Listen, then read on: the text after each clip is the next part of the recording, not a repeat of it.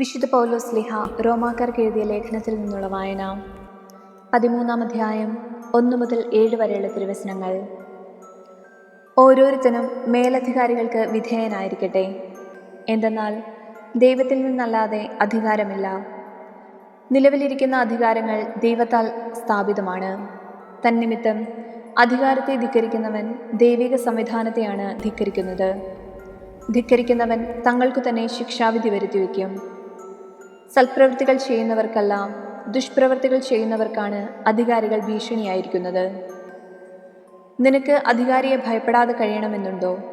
എങ്കിൽ നന്മ ചെയ്യുക, നിനക്ക് അവനിൽ നിന്ന് ബഹുമതി ഉണ്ടാകും. എന്തെന്നാൽ അവൻ നിന്റെ നന്മയ്ക്കു വേണ്ടി ദൈവത്തിൻ്റെ ശുശ്രൂഷകനാണ്.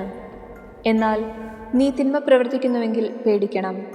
അവൻ വാൾ ധരിച്ചിരിക്കുന്നത് വെറുതെയല്ല. തിന്മ ചെയ്യുന്നവനെതിരായി ദൈവത്തിൻ്റെ ക്രോധം നടപ്പാക്കുന്ന ദൈവശുശ്രൂഷകനാണവൻ. ആകയാൽ ദൈവത്തിൻ്റെ ക്രോധം ഒഴിവാക്കാൻ വേണ്ടി മാത്രമല്ല, മനസാക്ഷിയെ മാനിച്ചും നിങ്ങൾ വിധേയത്വം പാലിക്കുവിൻ. നിങ്ങൾ നികുതി കൊടുക്കുന്നതും ഇതേ കാരണത്താൽ തന്നെ. എന്തെന്നാൽ അധികാരികൾ ഇക്കാര്യങ്ങളിൽ നിരന്തരം ശ്രദ്ധ വയ്ക്കുന്ന ദൈവശുശ്രൂഷകരാണ്. ഓരോരുത്തർക്കും അവകാശപ്പെട്ടിരിക്കുന്നത് കൊടുക്കുവിൻ. നികുതി അവകാശപ്പെട്ടവന് നികുതി, ചുങ്കം അവകാശപ്പെട്ടവന് ചുങ്കം, ആദരമർഹിക്കുന്നവന് ആദരം, ബഹുമാനം നൽകേണ്ടവന് ബഹുമാനം. നമ്മുടെ കർത്താവായ മിശിഹായ്ക്ക് സ്തുതി. വിശുദ്ധ യോഹന്നാൻ എഴുതിയ സുവിശേഷത്തിൽ നിന്നുള്ള വായന 7-ാം അധ്യായം 45 മുതൽ 53 വരെയുള്ള തിരുവചനങ്ങൾ. സേവകന്മാർ തിരിച്ചു ചെന്നപ്പോൾ പുരോഹിത പ്രമുഖന്മാരും ഫരിസേയരും അവരോട് ചോദിച്ചു, എന്തുകൊണ്ടാണ് നിങ്ങൾ അവനെ കൊണ്ടുവരാഞ്ഞത്? അവർ മറുപടി പറഞ്ഞു, അവനെപ്പോലെ ആരും ഇതുവരെ സംസാരിച്ചിട്ടില്ല. അപ്പോൾ ഫരിസേയർ അവരോട് ചോദിച്ചു, നിങ്ങളും വഞ്ചിതരായോ? അധികാരികളിലോ ഫരിസേയരിലോ ആരെങ്കിലും അവനിൽ വിശ്വസിച്ചിട്ടുണ്ടോ? നിയമം അറിഞ്ഞുകൂടാത്ത ഈ ജനക്കൂട്ടം ശപിക്കപ്പെട്ടതാണ്.